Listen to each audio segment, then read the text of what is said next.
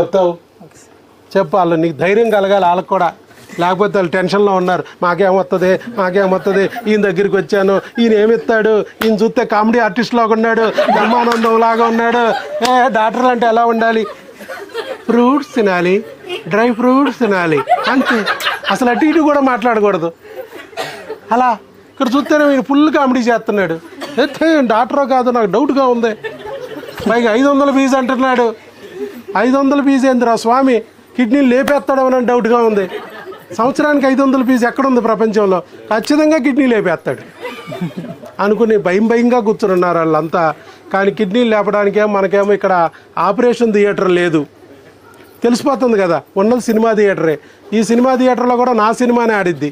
దాంట్లో నేనే హీరో, నేను కమెడియన్, నేనే హీరోయిన్ కూడా. మీ కర్మ కాలి. ఇంత దరిద్రపు సినిమా ఈ ప్రపంచంలో మీరు ఎప్పుడు చూసి ఉండరు. అయినా ప్రెగ్నెన్సీలు వస్తున్నాయి. ఇదేంట్రా బాబు, అసలు నిజమా కాదా, ఏమన్నా జరుగుతుందా? మరి నీకు కూడా అలాగ అనిపించి ఉంటుందేమో. ఆ రోజు అసలు నీకేమనిపించిందో అవన్నీ చెప్పు. ఉన్నది ఉన్నట్టు చెప్పుకోవచ్చు. ఫ్రీ